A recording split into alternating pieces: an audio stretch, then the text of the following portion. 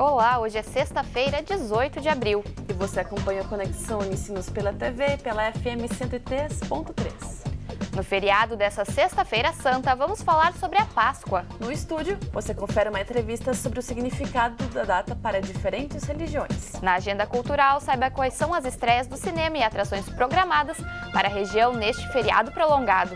E tem ainda os detalhes da previsão do tempo para o sábado em todo o estado. Eu sou Jéssica Zang. E eu sou Isadora Meyer. O Conexão Unicinos está começando agora. Fique com a gente.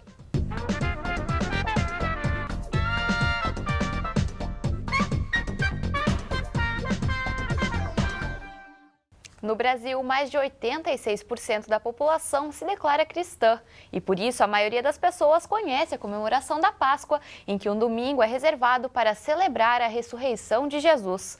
Mas em outras religiões, a mesma data pode ter outros símbolos e significados. E é para conversarmos mais sobre esse assunto que recebemos aqui no estúdio Ignácio Spor, professor de Ciências Humanas da Unicinos e coordenador do Diálogo Interreligioso do Instituto Humanitas Unicinos. Olá, seja bem-vindo à Conexão. Ok, boa tarde. Boa tarde. Professor, então, a Páscoa ela pode ter muitos significados, né? Mas dentro da religião católica, qual é o significado dela? Bom, na verdade, a Páscoa, ela traduz um momento de celebração da vida, da obra, da morte e da ressurreição de Jesus Cristo. Portanto, a Páscoa tem múltiplos significados, não é um só, né? Mas ela está centrado, sobretudo, na ideia da morte, portanto, na dor, e na vitória, na alegria da ressurreição. Então, esses são, digamos assim, os aspectos centrais, de acordo com a minha perspectiva de sociólogo, católico, praticante.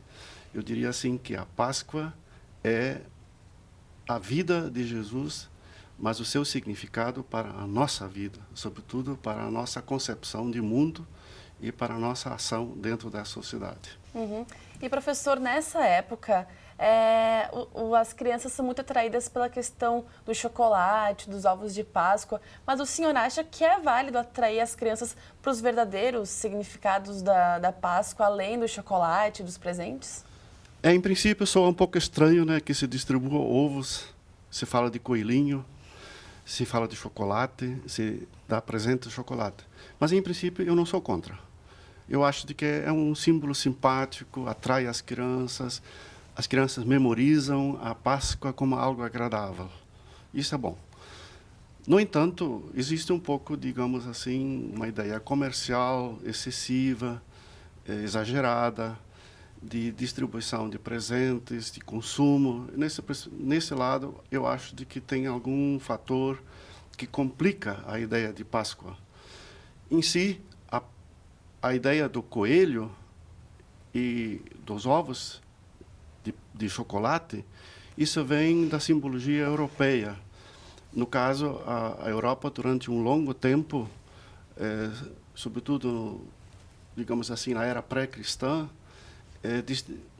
lia as entranhas do coelho como futuro, como a perspectiva de análise do que vai acontecer daqui para frente, né? Ou seja, quais são os presságios do futuro. Então, o coelho tinha essa simbologia. Já os ovos, eles eram pintados, eles eram escondidos, eles eram entregues para as crianças. Depois, eles foram se tornando chocolate, mas inicialmente eram ovos de galinha ou de avestruz ou de outro bicho. E, nesse sentido, o ovo, ele representa, digamos, o nascimento, a vida, a esperança.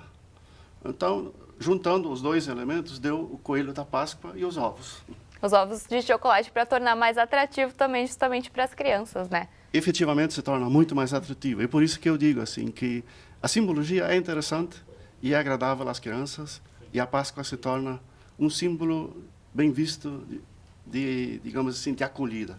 E, professor, outras religiões, como a judaica, também comemoram a Páscoa, né? O senhor pode explicar para a gente um pouco como os judeus comemoram essa data? Efetivamente, a Páscoa, ela se origina no Antigo Testamento, no Êxodo 12, capítulo 12, e os versículos seguintes, né? Ele narra os acontecimentos da escravidão e da libertação do povo judaico no Antigo Testamento, portanto, no Egito. O povo pede a saída do Egito, ele tem a promessa de ir para a terra de Canaã, a terra da liberdade, a terra onde corre leite e mel, segundo narra a Bíblia. E lá eles poderiam viver como povo autônomo e não mais sob as ordens de um imperador estrangeiro, de um rei estrangeiro, como era no Egito. E para eles poderem se libertar desse jugo aí no Egito, eles tiveram que empreender uma série de lutas, e Moisés liderou esses processos, né? Daí a gente tem a história das pragas do Egito, sendo que uma das pragas era justamente essa, né, de que os primogênitos de cada família seriam mortos, a não ser que celebrassem a Páscoa, com a imolação de um cordeiro e de pintar o umbral da porta com o sangue desse cordeiro. E desse então se celebra, porque celebra essa passagem, chamado Páscoa, porque foi naquele momento em que o faraó permitiu então a saída do povo do Egito para a liberdade. Uhum. E também tem outras religiões que não celebram tanto a Páscoa, mas que encaram essa data como um momento de reflexão, né? Como os espíritas fazem. Então, no espiritismo, como é que funciona a Páscoa? Como é que funciona? Curiosamente, nós, que somos de religiões cristãs, não aceitamos o espiritismo como uma religião cristã, porque eles leem o Evangelho de acordo com uma tradução e comentada por Allan Kardec. Contudo, o espiritismo tem um profundo senso cristão, sobretudo no que concerne ao ser humano, da humanidade, do projeto do reino de Jesus. O espiritismo assimila isso perfeitamente e profundamente. E por isso eles também celebram a Páscoa. Claro, não do jeito nosso.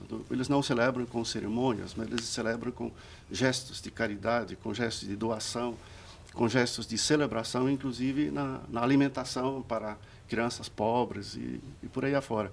Portanto, eu penso, e já vi isso ao vivo, como participante de um grupo interreligioso, onde os espíritas têm assento, que a Páscoa para eles é importante porque ela também é um projeto de vida para eles.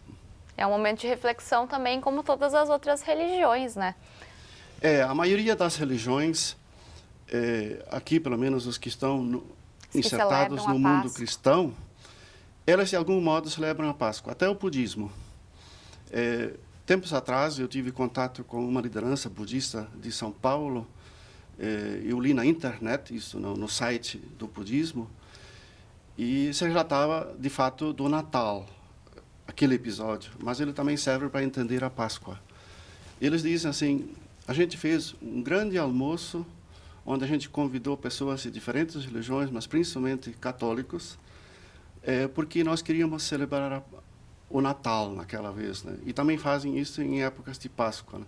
Ou seja, as outras religiões que não têm a ideia da ressurreição, porque acreditam na reencarnação ou tem outros elementos religiosos, eles respeitam os grandes criadores, os grandes gestores, e, digamos, os grandes profetas de religiões que não são as deles, né? No caso também a do cristianismo, que é Jesus Cristo, né? Muito bacana, então, essa união. E, professor, mas tem algumas religiões que elas não celebram de forma alguma a Páscoa, né? Por que isso acontece? Se o senhor puder dar algum exemplo de alguma religião que não tem essa celebração. Eu já notei isso, inclusive, nas religiões que são próximas do cristianismo, no caso do espiritismo. Eles, de fato, como tal, não é a celebração da Páscoa, porque eles não têm nenhuma liturgia pascal, como tem as religiões cristãs. Mas mesmo entre as religiões cristãs existe uma diversificação muito grande. Por exemplo, as religiões, a religião católica, ela cria uma simbologia e, sobretudo, uma liturgia, uma celebração religiosa longa e bastante marcada por gestos concretos de liturgia, né, de celebração, tanto que em Sexta-feira Santa não celebra a missa, mas faz uma grande via sacra. Depois a missa da ressurreição, à meia-noite ou domingo de manhã, com muitos festejos, foguetório e canções, músicas. Outras e dentro do catolicismo tem assim uma ideia de que a dor da morte é muito importante, porque Cristo morreu por nós. Então, a ideia da morte é muito forte. Já, por exemplo, no meio pentecostal, não existe essa ideia da dor, existe a ideia de Jesus que produz milagres, que ele está vivo, continua entre nós. Que também no meio católico existe, mas ele é dado a partir do momento da ressurreição só. Mas, digamos assim, a ideia de celebrar a Páscoa como morte no meio pentecostal não é possível. Em outras religiões, por exemplo, no mundo islâmico, no hinduísmo, ou mesmo até no budismo, porque eles não têm em Jesus Cristo o seu fundador, eles têm outros fundadores, né? Então, realmente não cabe uma celebração litúrgica, cabe um respeito, como eu já narrei antes, né? Cabe o respeito, inclusive certa devoção. Por exemplo, o Islã considera Jesus Cristo como um grande profeta dentro do próprio islamismo. Então, no caso, a Páscoa tem um significado de que teve a passagem desse profeta, mas não tem um senso celebrativo. As religiões africanas também, por exemplo, não festejam a Páscoa do jeito como nós, católicos, ou pentecostais, ou evangélicos, festejamos, porque eles são reencarnacionistas, eles não acreditam na ressurreição. Então, Jesus Cristo é o Oxalá, é o Filho de Deus, ele não morre, ele não morreu, ele está vivo, está lá com o Pai Oxalá. Não, com o Pai Olorum, ele é Oxalá. E nesse caso, então, eles celebram a data, mas não no sentido de morte e ressurreição. Isso para eles não existe. Sim, então são vários significados, né, mais parecidos até em alguns casos. Então, muito obrigada, professor, pelas informações e pela sua presença aqui no Conexão. Ok, tudo bom. Feliz Páscoa. Para o senhor também. Depois do intervalo, você acompanha a quinta e última reportagem da série especial que apresenta a realidade de comunidades indígenas de diferentes localidades do estado. Logo mais a gente já volta.